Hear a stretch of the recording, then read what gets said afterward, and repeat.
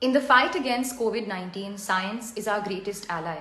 Science gave us vaccines and vaccines gives us hope. Thanks to vaccines, we now have a way of ending this pandemic and rebuilding our lives. But even though the vaccine is here and waiting, some of us are still hesitant. A great deal of this hesitancy is linked to misinformation, myths, and rumors that are exchanged on social media and other messaging platforms. Yes, getting the COVID-19 vaccine is a personal choice, which is why I have partnered with Audiomatic, so that together we can learn about the vaccine from reliable sources and make the most informed decision about getting vaccinated. Throughout this 5-episode series, we will be speaking with renowned doctors and global health activists who will be sharing data and facts around the vaccine.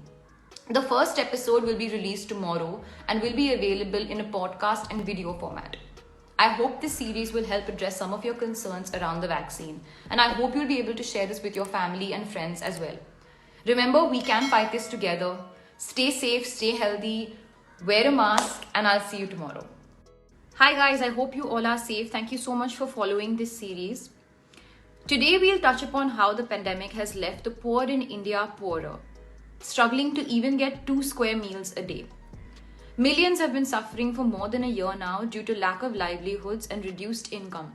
And with more and more states going into a lockdown, hundreds of thousands of families have been forced to reduce their food consumption.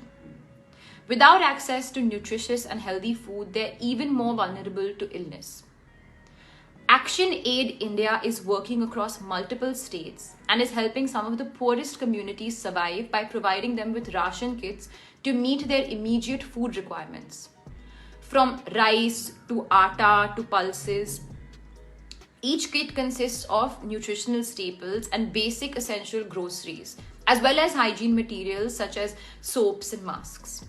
I made a contribution to Action Aid to support the wonderful work that they're doing. You can support them with the donation, or you can put in a good word to someone who can. Every effort counts. Thank you. Continuing our series on NGOs that are helping different sections of society affected by the pandemic, today we talk about schools. So schools have been shut for over a year now due to the pandemic, and a lot of the schooling has moved online.